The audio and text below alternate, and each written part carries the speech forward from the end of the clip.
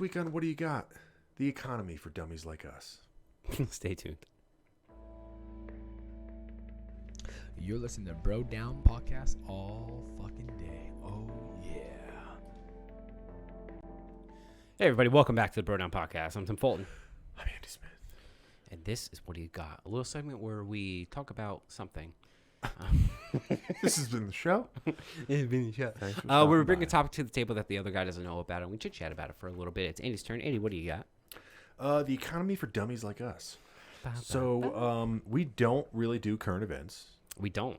And there's kind of a thing going on right now. We're possibly going into a recession.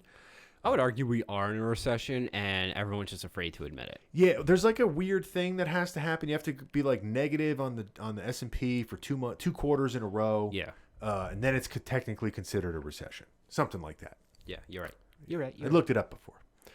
I overheard somebody talking about it. But so I made it up. Yeah, inflation and everyone's fucking scared.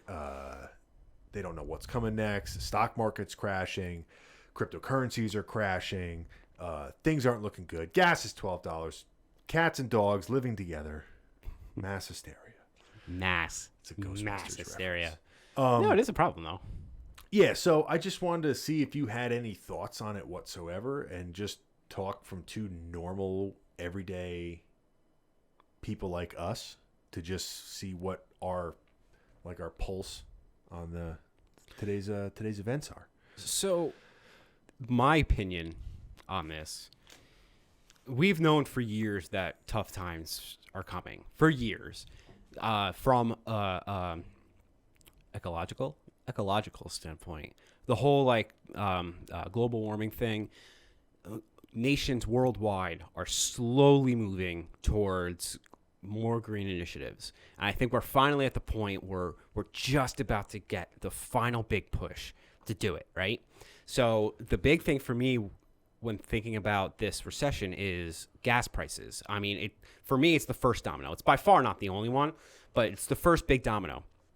And the reason gas prices are so high is multifactored. It's not one thing in particular. It's a million little things. But one of the issues, ironically, gas companies are currently having record profits, which is dumb. But they want to start drilling more. Everyone's pushing for them to drill more. Except we weren't a year ago, 2 years ago. We were saying, no, we need to rein this in. We need to slowly become greener. And all of at least in America, all these initiatives that people have been saying, you cannot open new refineries, you cannot open new drilling locations, and even the Middle East is gearing towards that because they finally are recognizing that the gears are shifting. The Middle East is so wealthy right now based on their oil production, but if in 20 years that's not going to be a thing, they don't want to invest in this new in making more refineries and stuff like that if they're going to be obsolete really quickly thereafter.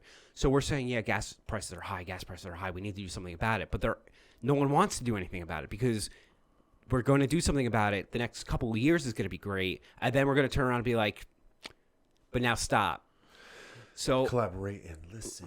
I sit back with a brand new edition. And obviously it has a big part to play is with Russia currently invading Ukraine. So we're getting less oil from there, which dramatically affected the world oil supply and other supplies. But that to me is the big thing on what's affecting the oil. And we can argue back and forth all day on if it's a good thing or if it's a bad thing. Yeah. But that is basically set in stone.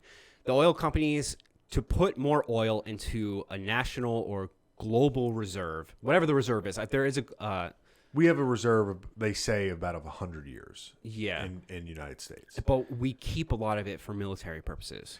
Yeah. We don't release it. Yeah. Which makes sense. Yeah. To add more to the oil reserve, we need more refineries and more places to drill. But they're not going to be willing to do so. So we're kind of at this catch-22 where this is kind of the bad part. thinking about it logically, there was going to be a bad part. There was going to be an awkward transition from one to the other of oil-based and coal-based energy efficiency to more green-based efficiency, and we're here. This is the awkward part. I'm hoping we transition super quick and we don't regress, because then we're just pushing the whole thing down the line. But the high oil prices are naturally affecting all the other prices along the way. And I'm sure there are companies out there that are using this as an excuse to price gouge. They're saying, oh, look at this. Oh, the high inflation. I guess we have to increase rent 14,000%. Yeah. But for me, that's the biggest thing. Oil prices are high. Now everything else is high. So working off a couple things that you said, because I did listen to a couple things on this from guys that I kind of think are in the know or whatever. But one of the statistics that they brought up, which actually made me start thinking about this from more of a like, I guess just as like a liberal standpoint as far as like across the board. So like during 2020, I think big oil under that blanket of people, I think they took like a $24 billion loss. Okay. And now everyone is saying like, oh, they're making so much money and they're doing this. It's like, but nobody was saying we got to help them when they took a loss. Now, yeah. I don't know too many people that are like huge fans of big oil. They're one of those companies that it's like very easy to hate. So it kind of made me think like, well, yeah, like they're just a company like any other company. And whether you think that they overcharge or they price gouge or all these things, like they took a hit. And now they're trying to say like, okay, we need to make some of this money back that we lost during the pandemic. Yeah. And that's kind of why, part of the reason why they're having more record highs as far as sales now. And then, so that kind of made me a little bit more, not like on their side, but kind of like a little less like kind of throwing stones at them, because they are just a regular industry like any other industry. The other thing, when you're talking about like the environment and all that stuff, the other thing that kind of like the pandemic and the war in Ukraine, I think is kind of bringing out to light is that like the United States is not everything. Yeah. Right. So places that are not here, like also live here, and they don't have the restrictions that we have. They don't think the same way that we think. I mean, I think a lot of like China's economy is run off coal. Like their energy is coal based. We don't. I mean, we have it here. Yeah. But so it's like, yeah, we can make all the regulations here, but then that means if it's more expensive to switch over, then we're kind of going to get hurt by that, while these other places are going to use the cheaper method that is now vastly more available because we don't use it, and they're going to benefit from that economically because they can run their country cheaper, essentially. And then also like with the whole car batteries and all this stuff, like with Tesla, I think Tesla's a fantastic company, but I don't know how clean it is to like make a battery or recycle a battery or whatever. I'm sure there's people that like have the statistics for like the life of the car and the battery and all this stuff. But at the same time, like most electrical power plants are run by fossil fuels. They are. I did read a statistic once that if you consider oil to be 100% inefficient, lack of a better word, I don't know, I forget what the terminology is. Clean or efficient? Inefficient. Okay. Like reverse that coal would be like 75%. So even if everyone moved from gasoline cars to electric cars and we purely ran off coal, it would still be an ecological shift for the better. Yeah, it's just the cost of doing that would be astronomical. I guess my point with the whole bringing Ukraine and the pandemic is that when shit hits the fan, the things that seem not very apparent and in your face fall by the wayside. Yeah, people don't care about that kind of stuff when things are very bad. They care about like, no, I need to know how I'm going to pay for this or how I'm going to survive. So, you know, I like the environment, but like I need to know how I'm going to get to work because gas is so expensive and all these other things. The other thing I was going to bring up with the gas prices is like, what's your thoughts as far as the country, like a lot of other countries, were shut down for a long time during the pandemic. Mm-hmm. A lot of people weren't working and they had to get money from somewhere. So a lot of countries were kind of just printing money, which, as you know, kind of leads more towards inflation. And now it's almost like the gas prices are it's a responsible semi from that because there's so much more money in the economy that it's more representative of how much money's printed. I don't know enough about that to really comment on it in earnest. Like you said, I know the basics. Like I do know that printing money, the more Shroot bucks you have, the less Shroot bucks everybody has. It just devalues the amount that you have. Yeah. It causes mass inflation. I know today the whatchamacallit. Oh god damn it, Timmy. Not the National Reserve. The big American bank. The Reserve Bank? Yeah, they just increased whatchamacallit, interest rates dramatically. The most that they've been increased since to 2.5% or one. They increased it by 0.75 of a point. Yeah. So that's the biggest increase the biggest shift since 1992. Which everyone is afraid that's going to be the shot that starts the recession. But they were kind of forced to do it because if they left it alone, inflation was going to continue speculatively to be astronomical. I mean, for a long time, it's been 8%. Well, I think it's almost like a recession is the forest fire that resets the balance. It's the controlled fire, and you need to have it because it's almost like we never learn, right? And I mean us as a collective society. I'm sure there's a lot of influence, a lot of people back dealing and making money, but like it gets to the point where like the housing market and whatever market you want to talk about is just it's like astronomically good. Like everyone's making money and you're like, well, how can everyone be making money? Yeah. Like everyone's making money and my $200,000 house is now worth $490,000 that I bought 10 years ago. Where is that coming from? Where's it coming from? And then on top of that, it's like we've seen this how many times before? We're like right before it gets really, really bad, it's really, really good. Yeah. And we kind of were at the high point of that right before COVID, which it's like COVID hit right when everything was really high. So it kind of like steamrolled us into this like, I think this like, not perfect storm. I don't get all fucking crazy on it, but it's almost like we're at the height of everything. Everything's good. The economy, the stock market's the highest it's been in years. And then it's almost like kind of due to be drawn back a little bit. But then instead of having like a soft landing drawback, you have this giant money-eating thing as far as all the other horrible things in the pandemic, where like it shuts the world down. Yeah. And now that everything starts moving again, the things that we had to do to keep going and the things that were done that, you know, argue for good, bad, or indifferent, or people making money, we're feeling the effects now. And it's not, I don't think we're going to fully feel those effects for another year.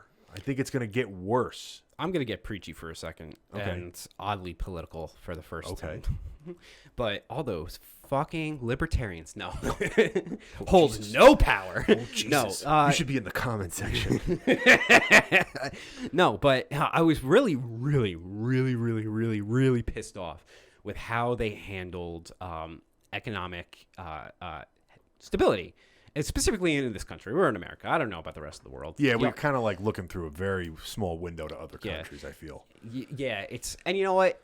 I don't blame myself. Other people can, but I don't have the time to worry about every single country's economic viewpoint. Yeah, you're trying to survive. I'm trying to survive. So I'm looking and judging what my country is doing. And we had multiple rounds of economic stimulus packages where they were just giving money away to people. And I know a lot of people didn't need it because they were out of work and this, that, the other thing. But they did this thing called the PPP loan, where if your company proved that they were down in value for a certain amount of time, they would give you money. And the money was strictly for a handful of purposes. But the point of it was you have to keep your employees. So if you have a restaurant and you prove that you... I remember this. Yeah, if you had a restaurant and you proved that you were down, they would give you they would basically give you what your payroll would cost, and you would have to keep your employees paid. Now, there were downsides to this, just like them giving away money for free. A lot of people saw advantages or saw like loopholes. They came out with it way too fast and way too dumb because they were under the gun. But people were taking advantage of it. People didn't really have downside or lower months. They were looking at it like free money. They did. They got free money. All right, you paid for our employees. Well, how we normally would have paid for our employees is now going in our pocket. Yeah. Kind of thing. Because all you had to do was prove that I spent $70,000 to keep my employees there. But for the most part, specifically if it was restructured to be legitimately for companies that were having economic trouble, it kept people employed at the rate that they would be employed at. Instead of just this broad brush, here's money, everyone in the country. Like, I knew people who were getting that stimulus money didn't need it. Yeah. Point blank, didn't need it. So you have, and myself being one of them, I'm including myself. I got, between all the things, I got like $3,000, $4,000. I forget what the actual number is. I was happy I got it, and I'm not giving it back. Sorry, America, because everyone else got it. Yeah. My $4,000 is going to be a ripple compared to everyone else, compared to everything. But if you see people getting all this money, and they had no economic downside to it. Again, I'm sure that it affected people positively, but if they shifted that, instead of giving just this broad brush, everyone gets money, they focused on, all right, these are the companies that are hurting. Let's keep them afloat and let's keep people employed. They would have fixed the economic downside dramatically. I agree with you. Yeah. And just go ahead. You can have it after No, this. go ahead. And just like you said, what happens when everyone has more money? What happens when everyone has more money? Inflation. When everyone has more money, no one has more money. And we're talking the bottom 80% of people suddenly within a 3 to 4 year span had an extra $4,000, and with unemployment being jacked up, like they were just getting way too much money. In large part, I'm not an I can't even say the word. That's how bad I am. I'm not an economist, so I can't give you stats or whatever. Just my intuit gut feeling that was a large reason why we're currently in the situation that we're in. Yeah. So, for the most part, like inflation, for dummies like us, it's like you have $1,001 bills worth $1,000. Yes. You print another $1,001 bills. Each dollar is now only worth 50 cents. Yes. Because you're just printing more money. Yes. You have nothing to say what that represents, essentially. Yes. But during the pandemic, I thought about the same thing, and then I thought of the sheer logistics of trying to undertake that when, first of all, the country shut down and no one's working. So it's like, how would the government, which is just so good at running things, So good. right? How are they going to decide who needs or doesn't need the money? You have to pay someone to take the time to go and decide and look into what they're, let me see your statements. Let me see this. And then how long does that take? How do you deny someone? What constitutes approval? All this stuff has to have some kind of SOP associated with it. Yeah. And you're talking about, what might cost a normal person doing it by themselves $5 is going to cost someone to pay for it $20, and it's going to cost the government $100. Yeah. Because the government's very inefficient when it comes to money. Yes. Right. So, taking out the time it would have taken to cherry pick businesses that needed to go and get the money, just the money that it would cost to pay people to do that. Yeah. And I agree with the sentiment. I just think that a lot of times we, like myself included, think about things on a small company scale and not on the scale of a 300 million people scale. Yeah. Like, it's so crazy to even think about where you would even begin.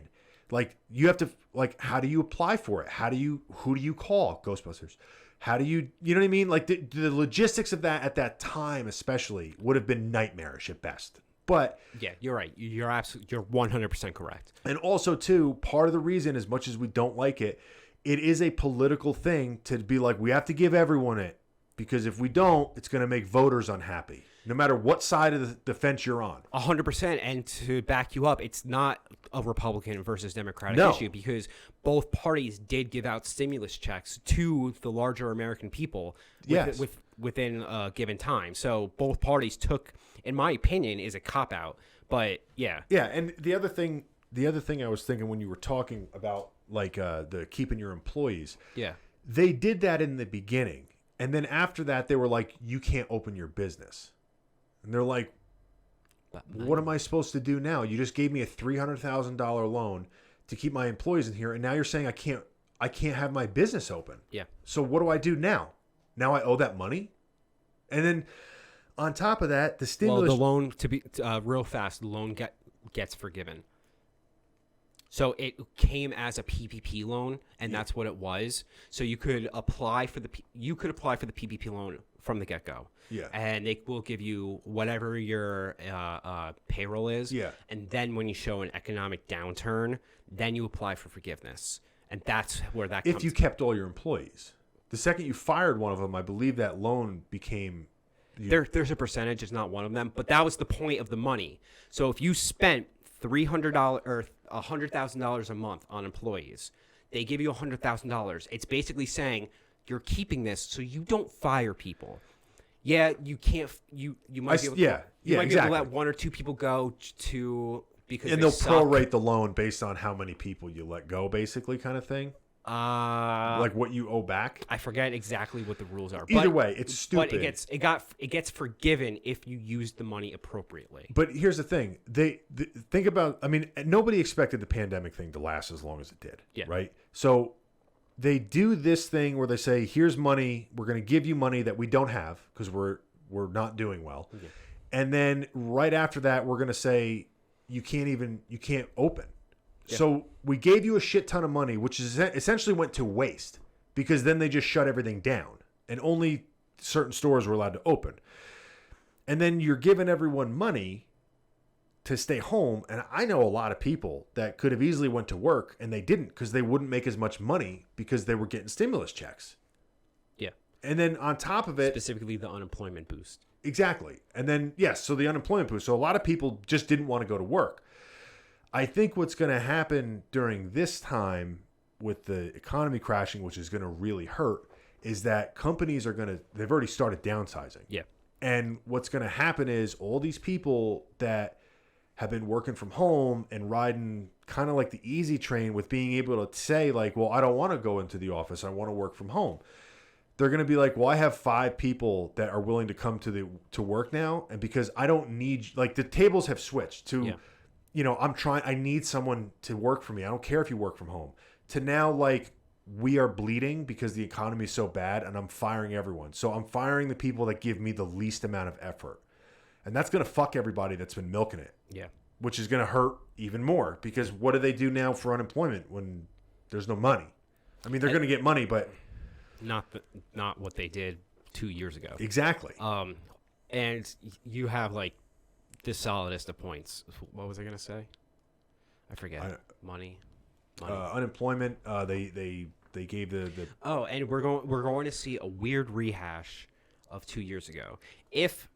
And this is an if again, not an economist.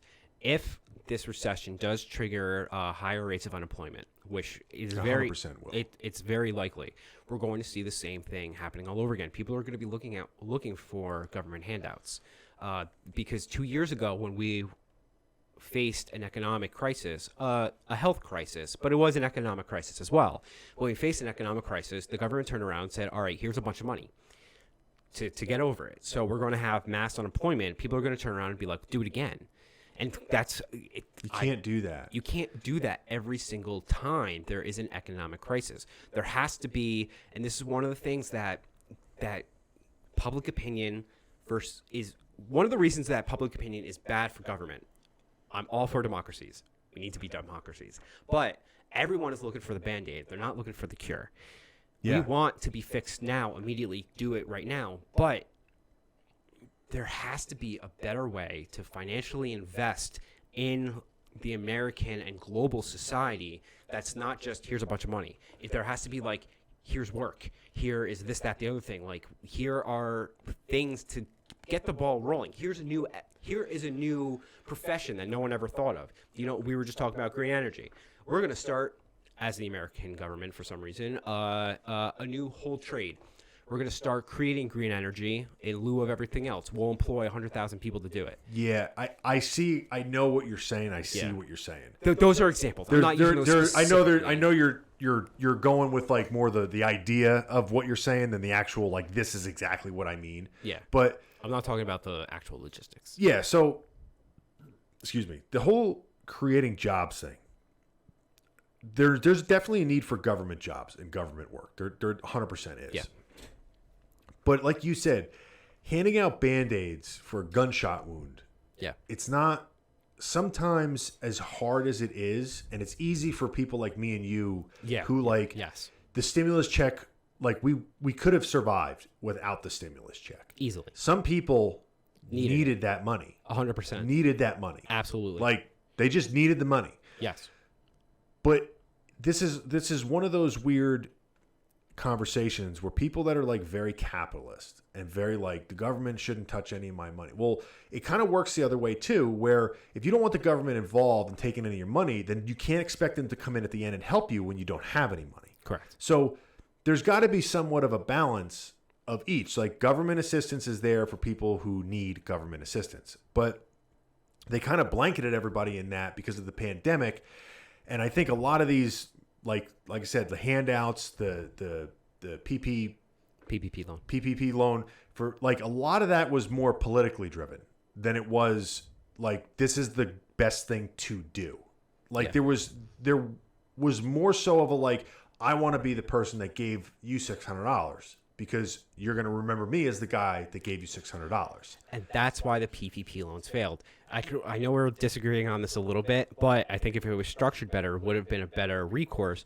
But like you're saying, what is quote unquote sexier to the people? The person who says, here, America, here's $600. Or the person who said, here, a handful of companies, I'm going to make it so your employees can stay employed. It doesn't have the No, I same... agree with you. Yeah. I agree with what No, you're saying. Yeah.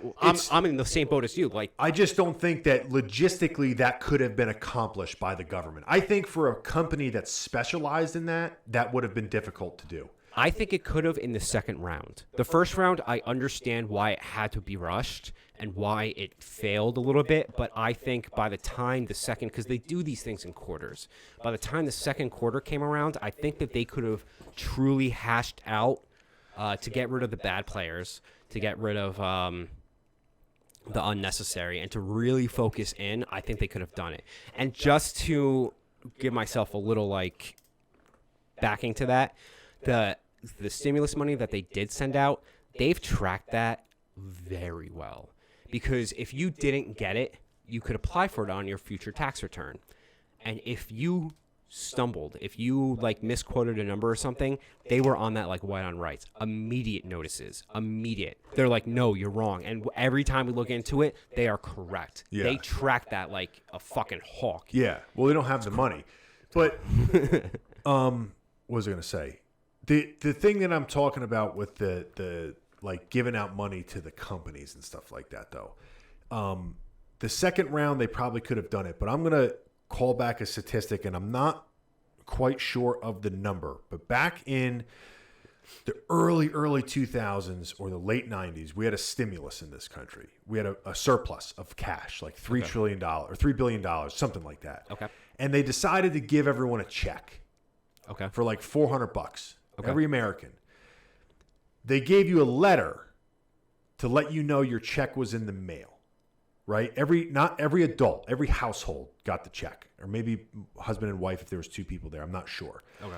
The cost of just sending the letter was in the tens of millions of dollars. I want to say it was between $20 and $60 million to just send a letter. Yeah. To send one letter. Yeah. To every American adult. Yeah. So you're talking maybe 150 million people at the time, right? Yeah. So if it costs that much money to just send a letter where you know where the letter's going, nobody has to make a phone call, and it's that much money, how much money does it cost to put into looking into who's gets what? How are we going to approve these businesses for these loans? And you have to do it now because in 6 months, they're not going to be there. They don't have the money to stay alive for 6 months, which is part of the other problem too. You can own a company and make, 4% profit might be, $1 billion a year. But on the flip side of that, yes, it's $1 billion a year. But what happens when you don't make money for 6 months? If 4% is $1 billion, what's half your year? Yeah. It's many, many, many more billions. So if you can't operate for 6 months, you're looking at the company like, well, you made $1 billion last year. It's like, yeah, but we spent $190 billion to make that billion. Yeah. So now we're in the hole $100 billion. So like, what do we do? It's I don't know what the answer is. It makes for a really shit time that we're in right now, where we tried to like band-aid these big wounds to like almost like make people not worry about the upcoming issue that was definitely going to come around, and now it's here. Yeah, and my fear is that it's going to repeat itself. We're going to do that all over again. That's my big fear, to get out of this like tough time, quote unquote, that they're going to throw in another Band-Aid and say, it's okay, people. It's like a war is going on outside and you're tucking your kid into bed, reading them a nighttime story just to get him to sleep. Yeah. Like everyone's ignoring the big Yeah. real issues. I think part of what's going to happen is, you're right, there is going to be somewhat of a repeat of some of the events. Number two, I think people are going to go more back to like what happened right after the 2008 crash, where like for years it was like, you're lucky to have a job. Yeah. Like don't care how much it pays. Like you're lucky to even get a job. Whereas if you remember, like 6 months ago, people were working as cashiers for $25 an hour because they couldn't find anyone. Yeah, they couldn't find anyone to get work. in. Now they're going to be like, Yeah.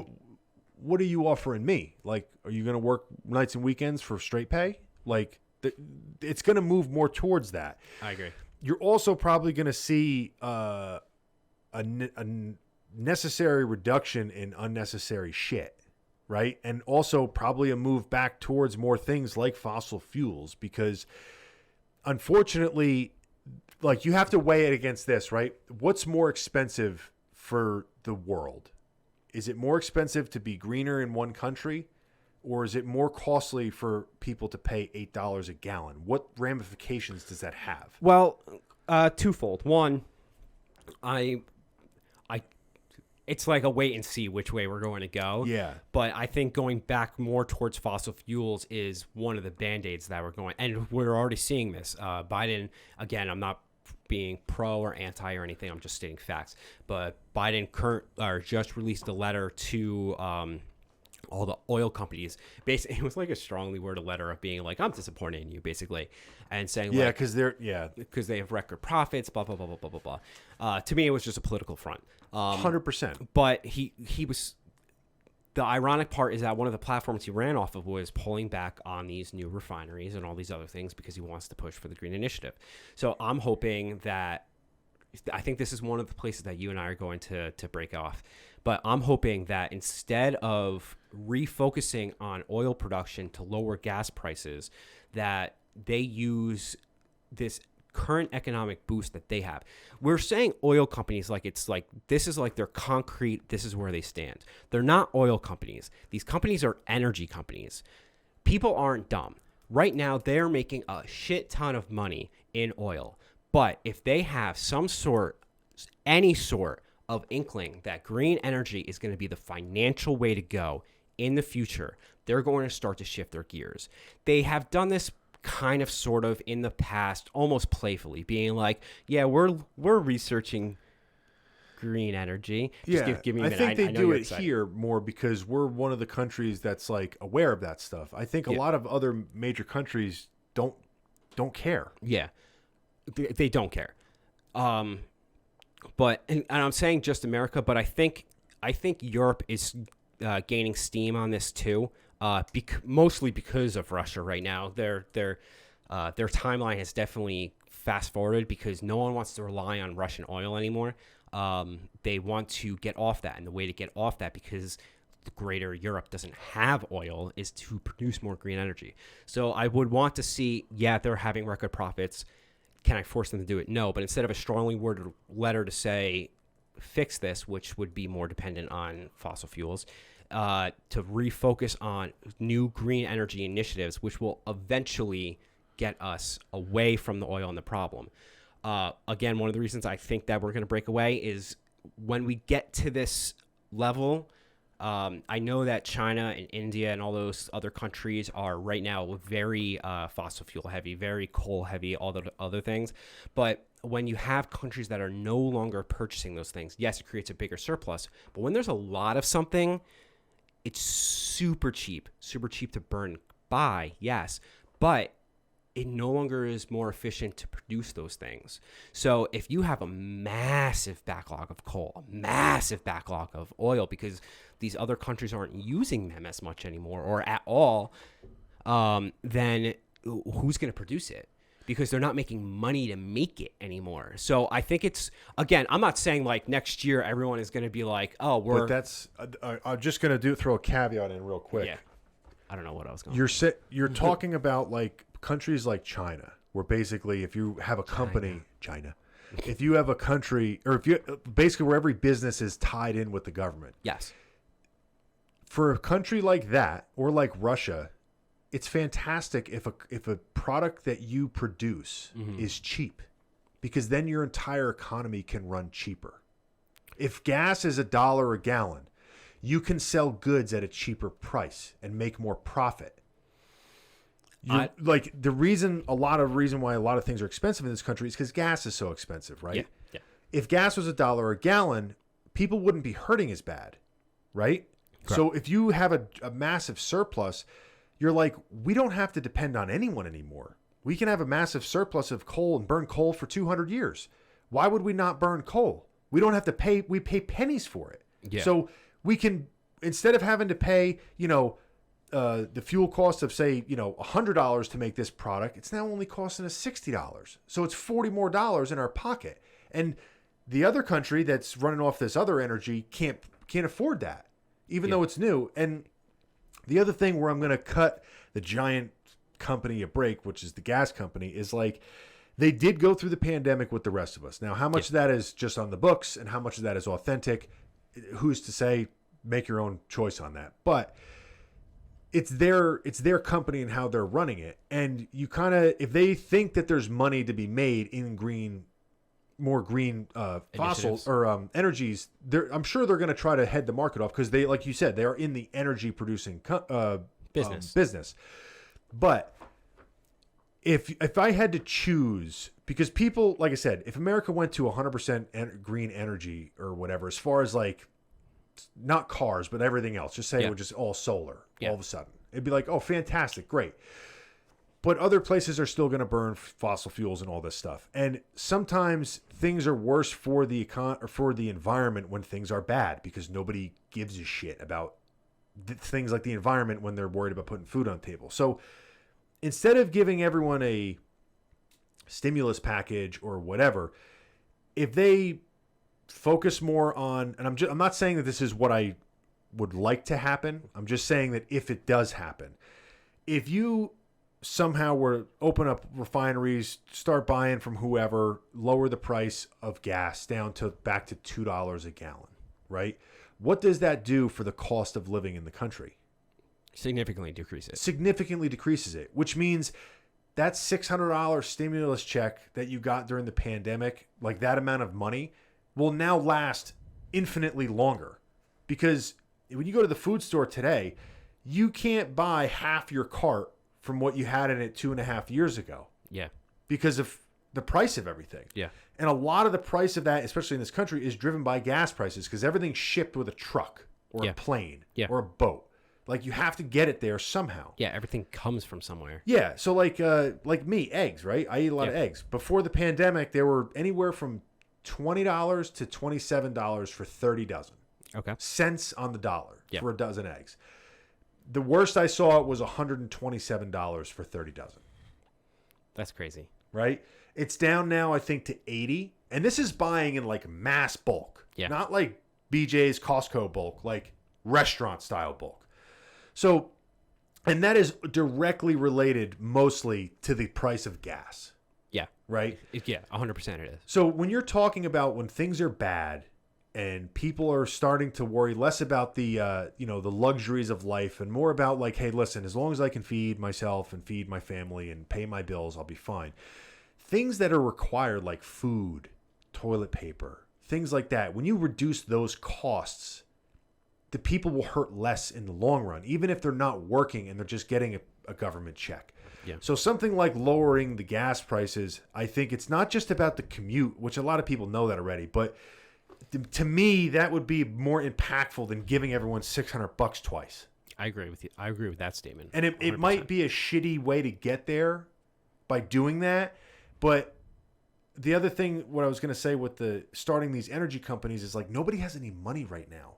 Nobody has these mass amounts of money to put forth for opening up new research facilities for better, greener energy. Like I said, the oil companies took a $20-some billion hit in 2020 alone, and now say they made $40 billion. Well, all they really did was recoup their money from 2 years ago. Yeah. So, and again, a lot of that's probably cooking the books and doing whatever. But at the same time, you can't say that they did the same business that they did because everything was shut down. Everything was shut down. They easily didn't do the same business during the heart of the pandemic. Yeah, and they're not the only people that fudge on the numbers. Yeah. So they're all in the same boat. It's just that they have a lot of money. Yeah. And so I don't know. How long do you think this is going to last was my main question. Like, where do you think the turnaround comes from, and what do you think starts to get the turnaround to come? I think one of the things that everyone obviously agrees on because they're smarter than us is when you hike up the interest price. The interest price, so they did raise, we'll find out shortly because they did raise the interest rate, which should curve inflation a little bit. That part's a little bit beyond me. I'm not 100% sure exactly how that works. I don't think anyone is exactly sure how that works because experts come out all the time and be like, oh, this is going to happen. Then they turn around and be like, oh, shit, we were wrong. Yeah. Yeah, nobody knows. Nobody knows. But that should help curve inflation a little bit. It's going to have a weird ripple effect where the housing market, at least, is going to calm down tremendously because it has to. It's the highest it's ever been in the history. Yeah, it has to. But interest rates for mortgages are going to start increasing, which means property values are going to go down because no one's going to be buying them anymore. On the flip side of that, I just had in my head, I'm a forgetful person. People are going to be storing money a little bit more because higher interest rates also mean higher interest rates in our bank accounts. So, which is unfortunate side effects, but people are going to start hoarding cash a little bit more because instead of getting 0.25%, you're going to be getting a percent.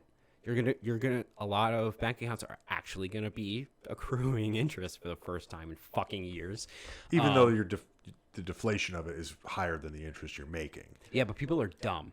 They don't know that. Well, it's better than making nothing because that's one of the things that you don't realize when you just hold cash under your pillow in 20 years. You might as well have just spent it or invested in something. Yeah. So it's going to slow the economy down a ton. Is my point. I don't know what the see. In my opinion, I don't know. I think the gas price is going to be the big thing, and that really is a wait and see kind of game.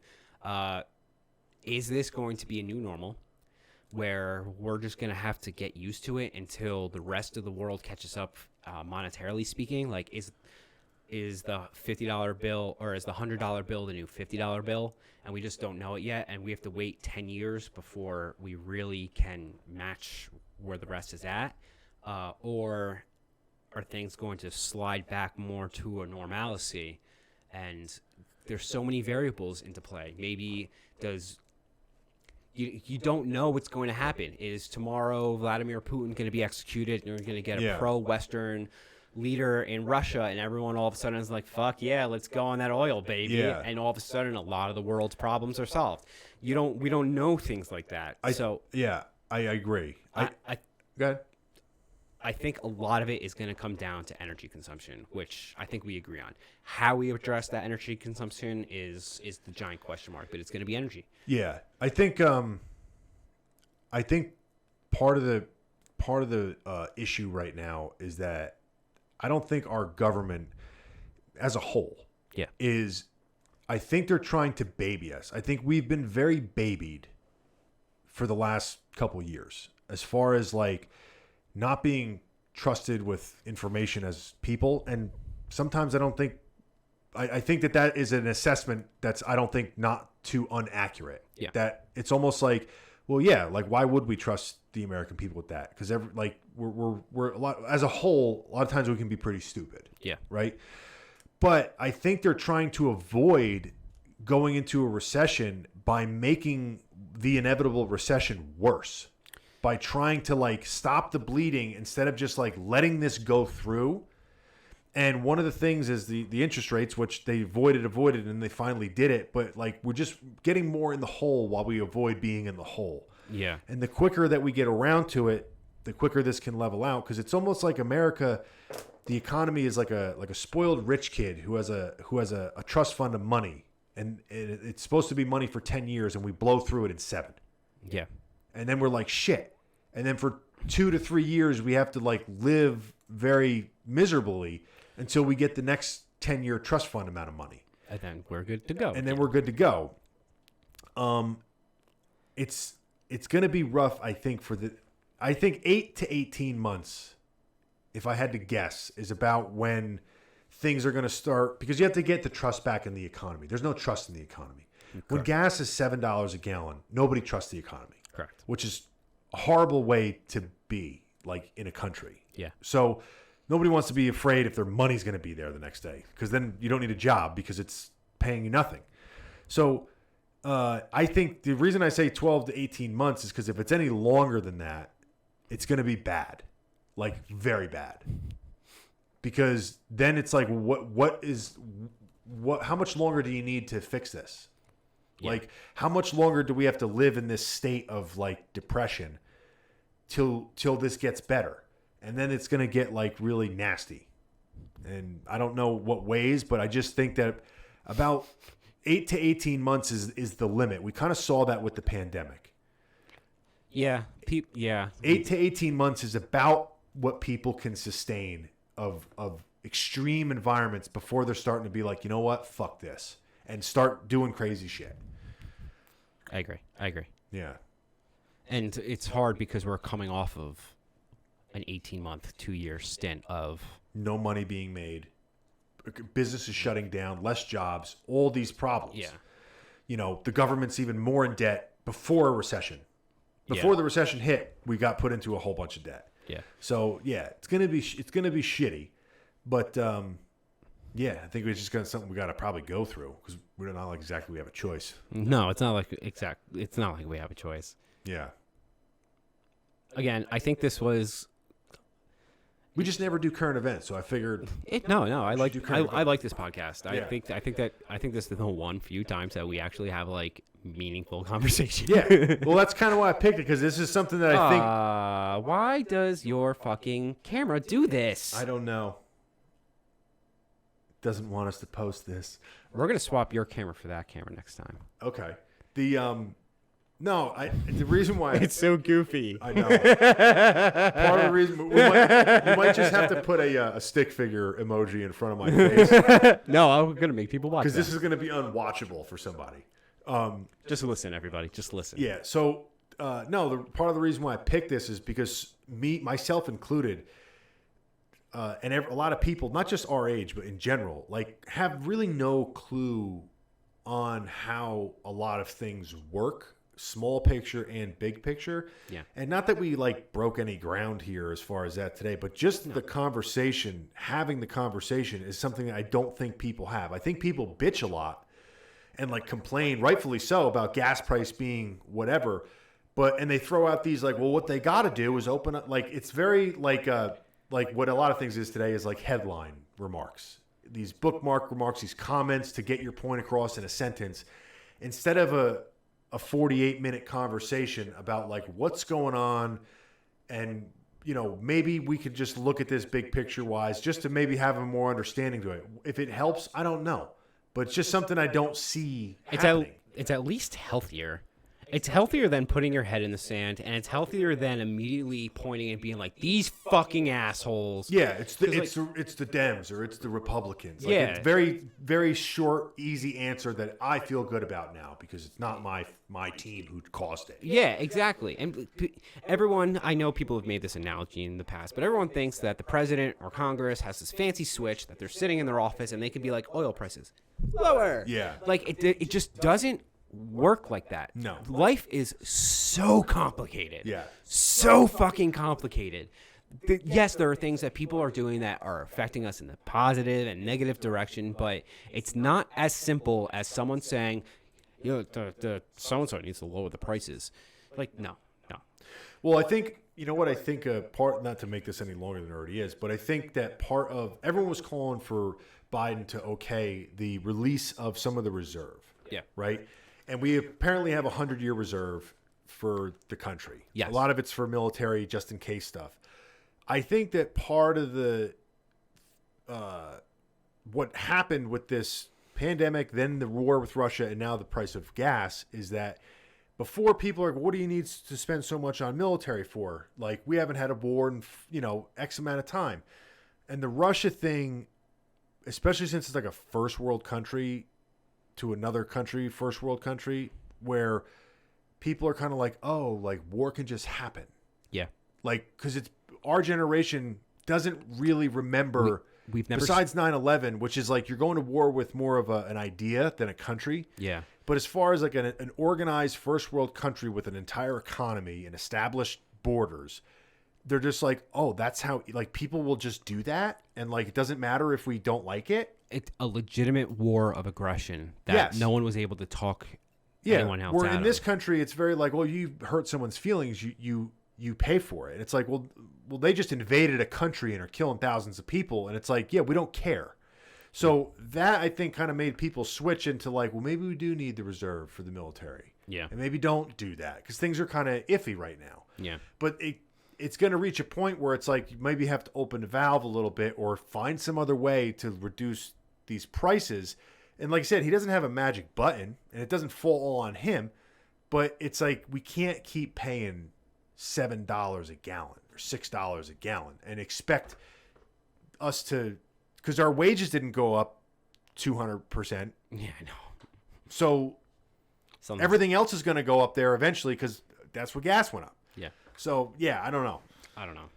That's why we're not. That's why this is for dummies like us. All right, dummies. Let us know in the comment section down below what you think. What is the... Well, I'm afraid to even ask that. And you know what? Start a flame war. What is the solution to all of our problems? What's going to fix the economy? If anything, what kind of trouble do you think we're in? What would you like to see, not see? I don't know. I'm gonna start a flame war in the comments. Which party's fault is this? No. Which one? State your reason. It's the Green Party. Yeah. Fucking Green Party. That's how we're just going to end everything. Whose fault is this? The Republicans or the Democrats? We've avoided those topics for 3 years. years. I just want to 3 see, years, Andy. I want to see my phone like glow hot from the comment. Bloop, bloop, bloop. Don't forget to like and subscribe. I'm taking these off because it's 100 fucking degrees in here. Like, subscribe, hit the little bell notification so you get all of our videos, and we will catch you guys next time. See you later. You're listening to Bro Down Podcast all fucking day.